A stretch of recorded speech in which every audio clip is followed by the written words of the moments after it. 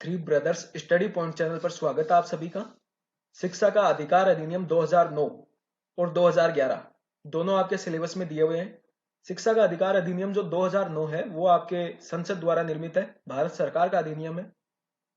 2011 जो अधिनियम है वो आपकी विधानसभा द्वारा, राज्य सरकार द्वारा निर्मित अधिनियम है।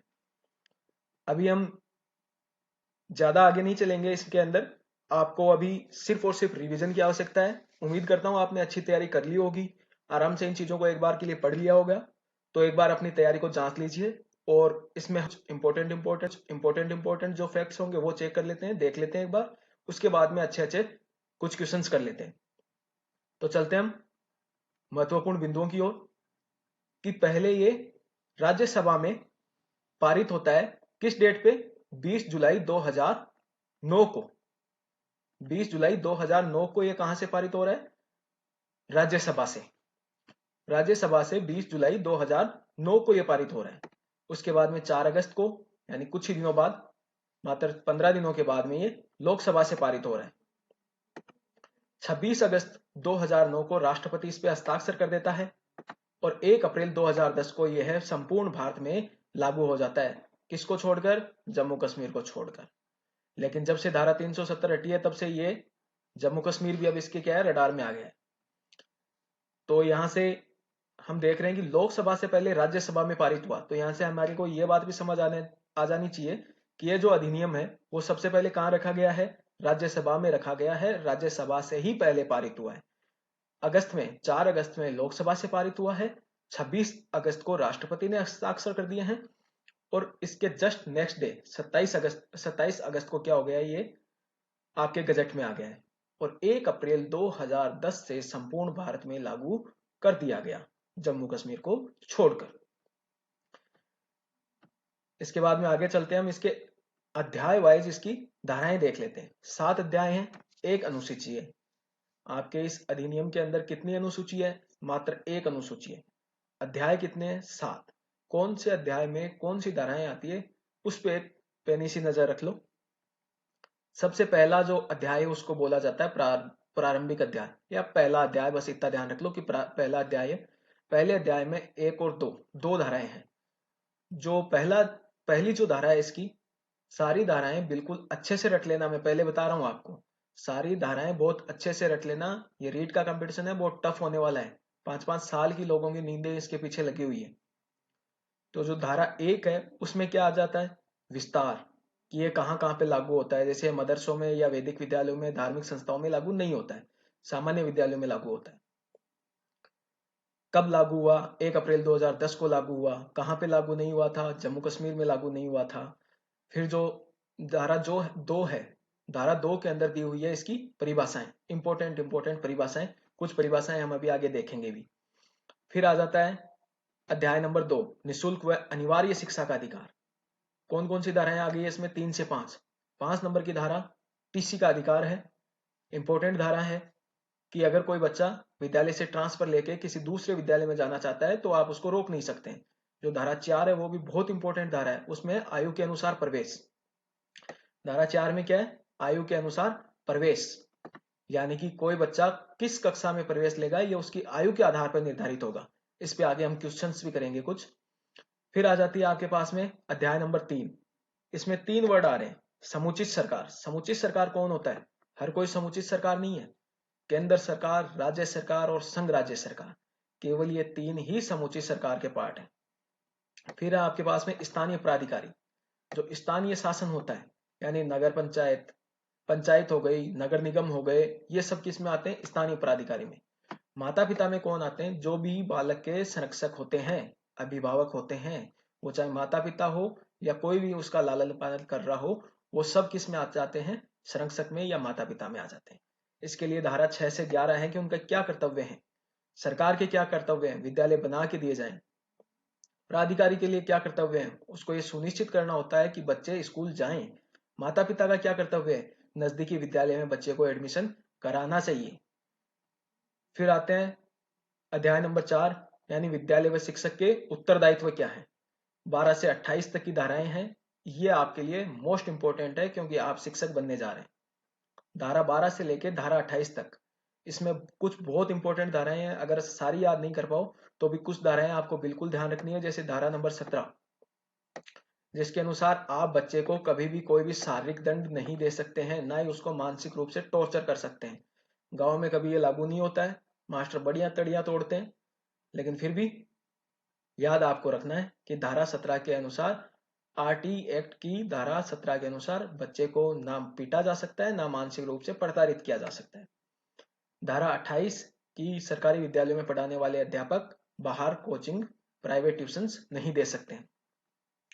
फिर आ जाते हैं अध्याय नंबर 5 पे, प्रारंभिक शिक्षा का पाठ्यक्रम और मूल्यांकन, कि उनको पाठ्यक्रम उनका पूर्ण करवाना है, उनका मूल्यांकन करना है। इसमें 29 और 30 धाराएं आ जाती है।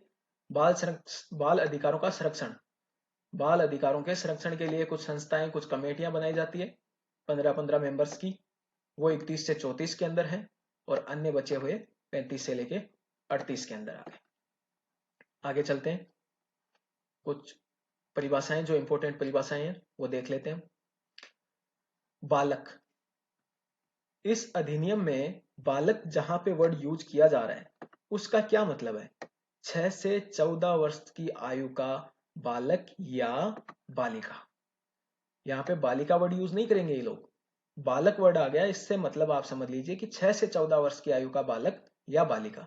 वो अब 15 वर्ष का हो गया, इस अधिनियम के आधार पे वो बालक नहीं है, 6 से कम है तो भी। इस अधिनियम में बालक का सिर्फ एक तात्पर्य होगा, वह बच्चा या बच्ची जिसकी एज 6 से 14 वर्ष है। फिर दूसरा है प्रारंभिक शिक्षा। प्रारंभिक शिक्षा में कहां से कहां तक की शिक्षा शामिल है? ऑप्शन में एक कक्षा 1 से 5 हो सकती है, जो देखने में बहुत अच्छी भी लगेगी, लेकिन आंसर क्या है इसका? कक्षा 1 से 8। प्रारंभिक शिक्षा क्या है? कक्षा 1 से 8। फिर आ जाते हैं आपके पास में, हाँ यहाँ पे थोड़ा गौर कर लेना भाई, ध्यान से देख लेना, दुर्बल वर्ग और अलाभित या असुविधाग्रस्त दो अलग अलग चीजें हैं। दुर्बल वर्ग, आप दुर्बल वर्ग को दलित वर्ग से मिला के ना देखें। दुर्बल वर्ग का मतलब यहाँ पे क्या है? ऐसे अभिभावकों के बच्चे जिनकी आय न्यूनतम तय आय से कम है, यानी एक तरीके से बीपीएल कह सकते हैं आप। एक न्यूनतम तय आय सीमा जो राज्य ने या केंद्र ने निर्धारित कर रखी हो, उससे कम आय के जो अभिभावक हैं उनके बच्चे किस में आ गए? दुर्बल वर्ग में। जबकि अलाभित या असुविधाग्रस्त, इसमें आपको बीपीएल को नहीं लेना है। यहाँ पे कौन आ गए? SC/ST कम्युनिटी हो गई। सामाजिक आधार पे, सांस्कृतिक आधार पे, आर्थिक आधार पे, भौगोलिक, भाषाई या लिंग के आधार पर घोषित कम्युनिटी हो ना, जो अलाभित घोषित कर दी गई हो, उस कम्युनिटी के बालक, समूह के बालक, यानी एक तरीके से आर्थिक आधार पे घोषित हो गए, यानी EWS वाले हो गए। भौगोलिक आधार क्या हो गया? पहाड़ी क्षेत्रों के लोगों को कुछ विशेष सुविधाएं दी जाने के लिए उन्हें अलाभित में रखा जाता है।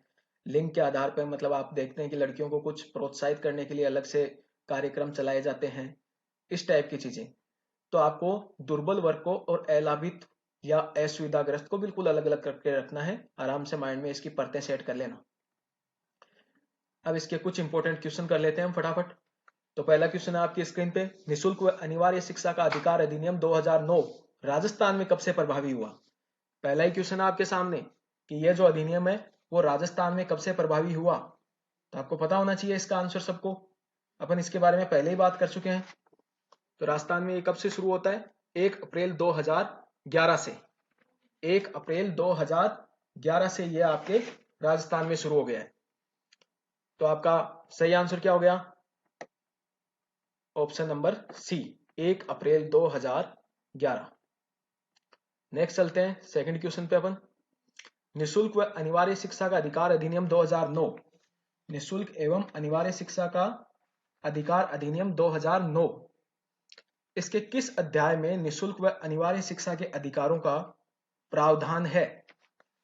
तो हमने अभी कुछ भाग देखे हैं, उसमें भाग नंबर 2 में क्या दिया हुआ था, याद आ रहा है? शिक्षा का अधिकार अधिनियम 2009 के कौन से अध्याय में था निःशुल्क व अनिवार्य शिक्षा के अधिकारों का प्रावधान? अध्याय नंबर 2 में, अध्याय नंबर 2 में था। अब आपको यह भी याद होगा अध्याय नंबर 3 में क्या है और अध्याय नंबर 4 में क्या है। अध्याय नंबर 3 में क्या था? माता पिता, समुचित सरकार, इन सबके कर्तव्य, स्थानीय प्राधिकारी के कर्तव्य। और अध्याय नंबर 4 में क्या था? विद्यालय और शिक्षकों के कर्तव्य। ठीक है, आगे चलते हैं। नेक्स्ट क्वेश्चन की तरफ। नेक्स्ट क्वेश्चन आपकी स्क्रीन पे आ गया है। भारत में संविधान के किस अनुच्छेद के तहत 6 से 14 वर्ष के बच्चों के लिए निशुल्क व अनिवार्य शिक्षा का प्रावधान किया गया है? कौन सा अनुच्छेद है भारत के संविधान में जिसमें जिनकी आयु 6 से 14 वर्ष है उन बच्चों के लिए निशुल्क और अनिवार्य शिक्षा का प्रावधान किया गया है? चार ऑप्शन आपके पास में 46, 49, 22 और 21 का। तो इसका सही आंसर क्या हो जाएगा आपके पास में? इसका सही आंसर हो जाएगा 21 क। 21 क। 21 क में क्या किया गया है? निशुल्क और अनिवार्य शिक्षा का प्रावधान। 21 क क्या है आपके? मूल अधिकार नहीं है क्या? पॉलिटी भी है नहीं है आपके? तपस मजूमदार समिति जो है, तपस मजूमदार समिति की सिफारिश पर अनुच्छेद 21 क में इस अधिनियम को क्या किया गया था? शामिल किया गया था। इंपॉर्टेंट है, ध्यान रखना। तपस मजूमदार समिति की सिफारिश पर अनुच्छेद 21 क में इसको शामिल किया गया था। इस अधिनियम की वजह से 3 जगह पे आपके वो बदलाव देखने को मिल रहे हैं। मूल अधिकारों में ये कहां शामिल है? 21 क में। नीति निर्देशक तत्वों में ये कहां शामिल है? 45 नंबर अनुच्छेद, अनुच्छेद नंबर 45 नीति निर्देशक तत्वों में ये शामिल है। मूल कर्तव्य 51 क में ये शामिल है। तो इससे 3 अनुच्छेद आपके प्रभावित हो रहे हैं, 21 क, 51 क और 45। मूल अधिकारों की बात हो तो 21 क, नीति निर्देशक तत्वों की बात हो तो 45 और मूल कर्तव्यों की बात हो तो 51 ए या 51 क। नेक्स्ट क्वेश्चन आपकी स्क्रीन पे आ रहा है। बालकों का निशुल्क व अनिवार्य शिक्षा का अधिकार अधिनियम 2009 के तहत, यानी आरटी एक्ट 2009 के तहत एक 6 वर्ष से अधिक उम्र का जो बालक है, एक बालक जिसकी आयु 6 वर्ष से अधिक है, जिसने किसी भी स्कूल में प्रवेश नहीं लिया, यानी अभी तक वह किसी भी स्कूल में नहीं गया है, ऐसे बालक को किस आधार पर प्रवेश दिया जाएगा? अब अगर वो बालक किसी स्कूल में प्रवेश के लिए जाता है तो उसको किस आधार पर दिया जाएगा? उसके ज्ञान के स्तर के आधार पर दिया जाए, उसके मौखिक साक्षात्कार लेके उसको दिया जाए क्वेश्चंस वगैरह पूछ के, या उसकी आयु के आधार पे दिया जाए, या सभी के आधार पे कि उपयुक्त सभी कर देते हैं? उपयुक्त सभी तो अच्छा ही लगता है हर बार। तो इसका सही आंसर होगा आपके पास में उसकी आयु के अनुरूप। आयु ही मेन फैक्टर होके एडमिशन के लिए, एडमिशन के लिए। आगे बात समझ में? कौन से धारा में है? धारा नंबर 4, धारा नंबर 4 भाग 2 अध्याय 2, अध्याय 2 की भाग धारा 4 क्या कहती है? कि बालक को आयु के अनुसार प्रवेश देना है। अगली बात समझ में?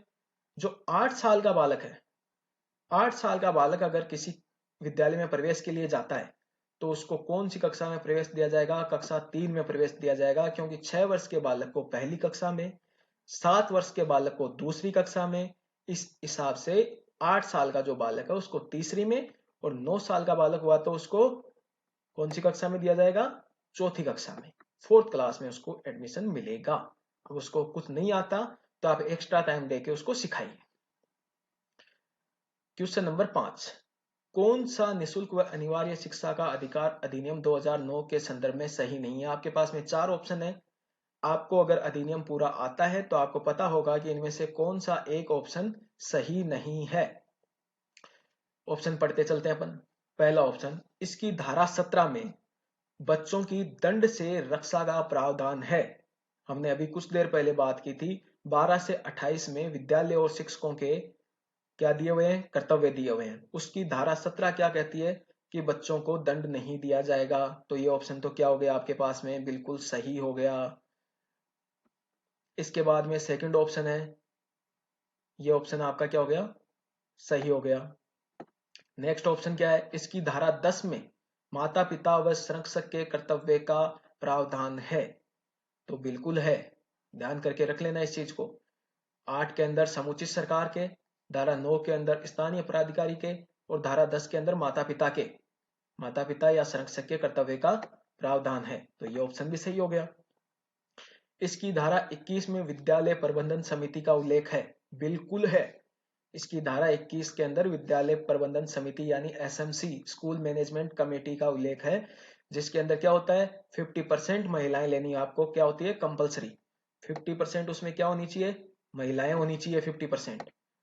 और अभिभावक कुल मिला के कितने होनी चाहिए? 3/4, 3/4, 3/4 यानी 75% उसमें अभिभावक होने चाहिए और 25% आपके विद्यालय से। तो ये भी क्या हो गया, सही।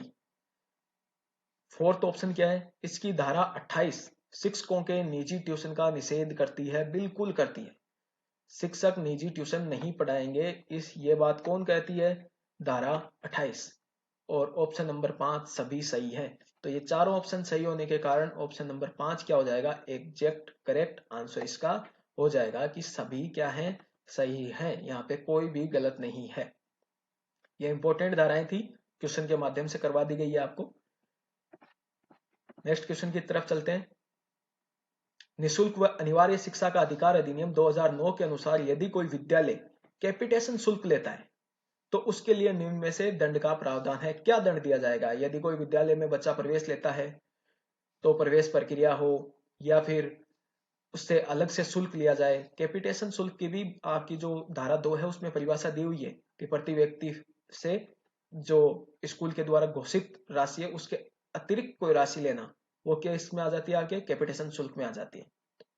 चार ऑप्शन है आपके पास में कि उनके लिए ऐसे लोग जो कैपिटेशन शुल्क लेते हैं ऐसे विद्यालयों को क्या दंड दिया जाता है सरकार के द्वारा। चार ऑप्शन है आपके पास में कि लिए गए प्रति व्यक्ति शुल्क का 10 गुना तक आर्थिक दंड दे दिया जाए, कि अगर आपने एक बच्चे से 10 रुपए लिए तो आपको 100 रुपए का चार्ज दिया जाए। दूसरा 15 गुना तक का आर्थिक दंड है। तीसरा शुल्क का 10 गुना तक आर्थिक दंड और साथ में 1 साल का कारावास, या फिर केवल 1 साल का कारावास। क्या है इसका सही आंसर, तो इसका सही आंसर है आपके पास में लिए गए प्रति व्यक्ति शुल्क का 10 गुना तक क्या दिया गया है, आर्थिक दंड। कितने गुना, सिर्फ 10 गुना, 10 गुना तक आर्थिक दंड इसमें दिया गया है।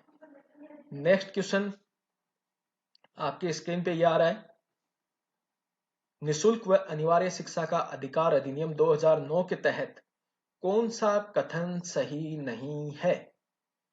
फिर से आपके पास में 4 ऑप्शन होंगे और आपको बताना है कि इनमें से कौन सा जो कथन है वो सही नहीं है। आगे बात समझ में। पहला ऑप्शन है, एक बच्चे को निशुल्क व अनिवार्य शिक्षा का अधिकार है या नहीं है, पूरा अधिनियम ही भाई उसी पर ही है, तो उसको तो अधिकार दिया ही है हमने, निशुल्क व अनिवार्य शिक्षा का अधिकार। भारत का 35वां अधिनियम है ये, ठीक है, तो ये तो आपके पास में सही है। फिर नेक्स्ट की तरफ चलते हैं। एक बच्चे को अधिकार है कि वह अन्य स्कूल में स्थानांतरण करा सकता है। धारा 5, धारा 5 भाग 2 में धारा 5 आपको स्पष्ट रूप से कहती है कि बालक अपना स्थानांतरण जहां चाहे वहां करवा सकता है। तीसरा, आयु के प्रमाण की कमी पर एक बच्चे को विद्यालय में प्रवेश से वर्जित रखा जा सकता है। बिल्कुल नहीं रखा जा सकता। आयु के प्रमाण के लिए कुछ दस्तावेजों के जिक्र किया गया है अधिनियम के अंदर, लेकिन अगर प्रमाणों की कमी भी है तो भी उसको विद्यालय में प्रवेश से वर्जित नहीं रखा जा सकता। तो आपके पास में सही आंसर क्या हो गया, ये आपके पास में सही आंसर हो गया, क्योंकि ये क्या है, अधिनियम के हिसाब से गलत बात है, यानी यह सही नहीं है। तो ऑप्शन में आपके ये सही हो गया। नेक्स्ट क्वेश्चन, निशुल्क व अनिवार्य शिक्षा का अधिकार अधिनियम 2009 के अनुसार कक्षा 6 से 8 तक के जो बालक हैं उनके लिए छात्र शिक्षक अनुपात कितना होना चाहिए। छात्र शिक्षक अनुपात कितना होना चाहिए, तो आपका सही आंसर क्या हो गया, 35:1। चार ऑप्शन है, 35, 30, 40 या 50:1। तो कक्षा 6 से 8 तक वाले जो बच्चे हैं उनके लिए कितना होना चाहिए, 35:1। आगे चलते हैं क्वेश्चन नंबर 9 की ओर। प्रारंभिक शिक्षा में कक्षाएं शामिल है, ये बात हम पहले से पढ़ चुके हैं। प्रारंभिक शिक्षा में कक्षा 1 से 5, 1 से 8, 6 से 8 या 1 से 10 हम पहले ही देख चुके हैं इसको, इसलिए ज्यादा टाइम इस पे नहीं देंगे। कक्षा 1 से 8, कक्षा 1 से 8 का क्या मतलब है, प्रारंभिक कक्षाएं। नेक्स्ट क्वेश्चन की तरफ, और फाइनल क्वेश्चन, लास्ट क्वेश्चन। कक्षा 6 से 8 के लिए शैक्षणिक वर्ष में, कक्षा 6 से 8 के लिए एक शैक्षणिक वर्ष के अंदर न्यूनतम शिक्षण घंटे क्या है। कक्षा 6 से 8 की बात हो रही है, न्यूनतम शिक्षण घंटे क्या है। पहला ऑप्शन 820 घंटे, दूसरा 1000 घंटे, तीसरा 800 घंटे और चौथा 900 घंटे। तो इसका सही आंसर होगा कक्षा 6 से 8 के लिए एक साल के अंदर अध्यापक को 1 घंटे देने आवश्यक है। यानी आंसर क्या हो गया, 2 नंबर आपका ऑप्शन सही हो गया। ये घंटों वाली कहानी आप पूरी क्लियर कर लीजिए। जो नोट लगा के इंपॉर्टेंट फैक्ट्स लिखे हुए हैं आपके पास में, कक्षा 1 से 5 तक की अगर बात आए, कक्षा 1 से 5 की बात आएगी तो 200 तो कार्य दिवस होते हैं और 800 शिक्षण घंटे होते हैं एक शैक्षणिक वर्ष के अंदर। यानी एक साल के अंदर 200 कार्य दिवस, यानी 200 दिन आपको स्कूल में जाना कंपलसरी है, कार्य करना कंपलसरी है, और 800 शिक्षण घंटे आपको शिक्षण करवाना कंपलसरी है। कक्षा 6 से 8 की यहां पे बात करें तो 220 कार्य दिवस है और घंटे कितने, 1000 शिक्षण घंटे। कक्षा बड़ी हो गई है, 6 से 8 की बात हो रही है, तो 20 दिन भी बढ़ गए हैं और 200 घंटे भी बढ़ गए हैं। इसके आगे कि शिक्षक के लिए प्रति सप्ताह कार्य घंटों की न्यूनतम संख्या कितनी है, 45 घंटे, जिसमें शिक्षण के घंटे और तैयारी के घंटे दोनों शामिल है, कि शिक्षक पढ़ाने से पहले कुछ तैयारी भी करके आए, वो घंटे भी इसमें शामिल है, और आके पढ़ाए वो भी इसमें शामिल है। तो कितने घंटे, 45 घंटे। ठीक है, तैयारी के लिए जुड़े रहें चैनल के साथ में, आपकी तैयारी को और बेहतर बनाएं। क्विक रिवीजन आपका हमारे साथ में लगातार चलता रहेगा, इसलिए प्लीज चैनल के साथ में जुड़े रहें।